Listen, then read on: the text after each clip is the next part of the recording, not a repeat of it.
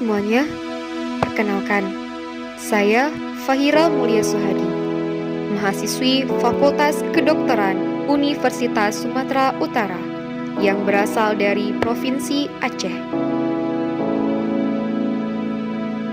Revolusi Industri 4.0 adalah sebuah tren di dunia industri yang mengkolaborasikan teknologi otomatisasi dengan teknologi cyber.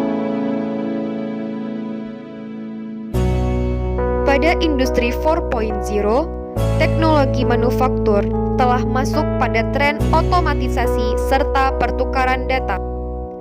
Hal ini mencakup sistem cyber fisik, Internet of Things, komputasi awan, serta komputasi kognitif. Tren tersebut sudah mengubah banyak bidang kehidupan manusia, termasuk gaya hidup manusia itu sendiri. Singkatnya, Revolusi 4.0 menanamkan teknologi cerdas yang bisa terhubung dengan bermacam-macam bidang kehidupan manusia. Akan tetapi, kemajuan teknologi ini kerap kali disalahgunakan oleh segelintir orang. Hal ini tercermin dari maraknya berita hoaks, pendiskriminasian, radikalisasi, dan lain sebagainya di beberapa akun media sosial. Pendiskriminasian tersebut kerap terjadi kepada kaum wanita yang mengenakan pakaian tertutup dan menutupi wajahnya dengan sehelai kain yang disebut cadar. Mengapa harus demikian? Bukankah setiap individu sudah memiliki hak kebebasan yang diatur dalam Undang-Undang Dasar 1945 Pasal 28? Bukankah setiap individu berhak menentukan gaya hidupnya? Gimana penerapan kata-kata Indonesia merupakan negara hukum dengan asas bebas bertanggung jawabnya? Sedangkan masih ada sebagian dari rakyatnya yang mendapatkan perlakuan tidak adil atas hak kebebasannya. Bukannya hendak mengkritik negara, akan tetapi hanya menyampaikan pendapat berdasarkan hukum yang telah ditetapkan. Mengapa wanita yang mengenakan pakaian serba tertutup disebut mengikuti budaya Arab, sedangkan wanita yang berpakaian terbuka tidak disebut mengikuti budaya kebarat-baratan? Bukankah ini tidak adil? Hukum di negeri ini terlihat mulai pudar seiring berkembangnya zaman dan masuknya arus globalisasi, serta kemajuan teknologi dan media massa pada era perkembangan industri 4.0. Bukannya aku tidak mencintai negeriku, akan tetapi di tempat tumpah darahku, kebebasan mulai dibatasi, keadilan mulai dimutilasi, perbedaan mulai diintimidasi, dan suara rakyat kerap tidak dianggap sebagai aspirasi.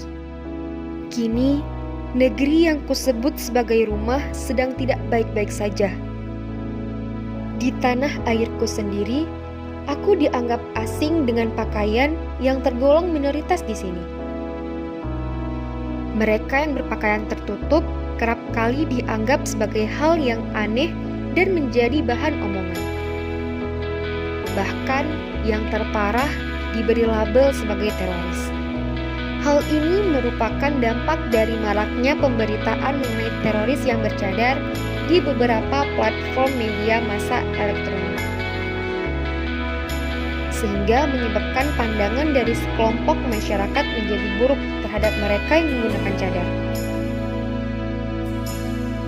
Namun, pada kenyataannya, teroris yang bercadar tersebut tidak memiliki hakikat muslim yang sebenarnya. Pada segelintir orang yang tidak menyaring informasi, mereka hanya mendapatkan bahwasannya wanita yang bercadar tersebut adalah teroris.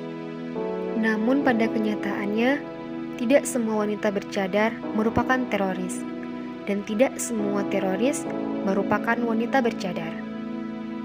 Hanya segelintir orang yang menyalahgunakan cadar, lantas tidak menjadikan cadar itu buruk, bukan?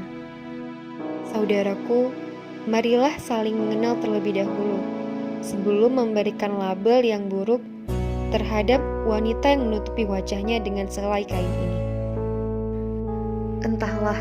Entah karena zaman yang telah berbeda atau karena kepemimpinan yang dipegang oleh orang yang berbeda.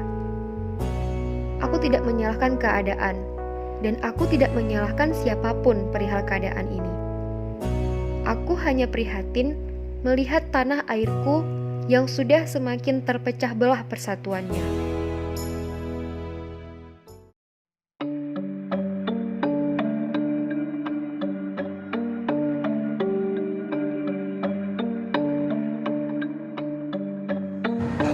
Wagub Sumatera Barat Nasrul Abid mendesak agar rektor lain Bukit Tinggi menyelesaikan polemik larangan bercadar.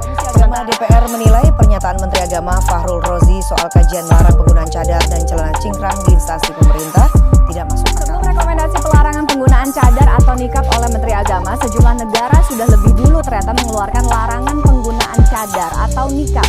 Meski aturan ini ditentang, kenapa? Karena dinilai bertentangan dengan hak asasi manusia bagi perempuan yang melanggar, bahkan bisa dikenai sanksi denda. Saya akan ajak Anda sebelum Indonesia, negara-negara mana saja sih yang sudah menerapkan atau mengumumkan aturan pelarangan cadar bagi perempuan di negaranya. Sekaligus kita akan lihat apa kata warganet terkait dengan polemik ini ya. Saya tidak bisa tampilkan list semua negaranya, hanya beberapa 3-4 negara. Yang pertama kita lihat ada Perancis. Perancis merupakan negara pertama yang ada di Eropa yang resmi mengeluarkan aturan penggunaan cadar bagi perempuan tepatnya sejak tahun 2011 yang lalu. Jadi kurang lebih 8 tahun yang lalu Perancis sudah lebih dulu nih melarang penggunaan cadar bagi perempuan.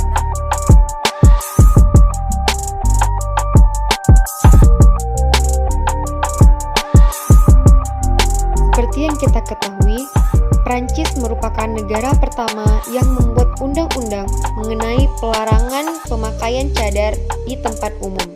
Tetapi, ketika pandemi COVID-19 diumumkan, tak lama kemudian Prancis mencabut undang-undang tersebut. Malahan, Prancis mewajibkan wanita di sana untuk menggunakan cadar. Benar bukan? Cadar tidak identik dengan perilaku yang buruk. Cadar hanyalah media bagi wanita muslim untuk menutupi wajahnya. Perbedaan media untuk menutupi wajah bukanlah menjadi permasalahan yang dapat memecah belahkan kita, wahai saudaraku. Kami menutup wajah dengan menggunakan cadar, dan kalian menutupi wajah dengan menggunakan masker. Bukankah itu sama-sama menutupi wajah? Lantas, apa perbedaannya? Apa yang menjadi tabu dengan kami yang menggunakan kain dibandingkan kalian yang menggunakan masker? Hal itu sama saja. Maka, janganlah jadikan itu menjadi sebuah perbedaan yang dapat memecah belah negeri kita. Marilah kembali berpegang teguh pada semboyan kita, yaitu Bhinneka Tunggal Ika.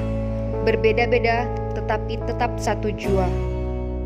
Mari lebih bijak menggunakan media sosial dan menyaring berita-berita yang terdapat di dalamnya, agar perpecahan tidak mudah terjadi dan integrasi mudah untuk diwujudkan.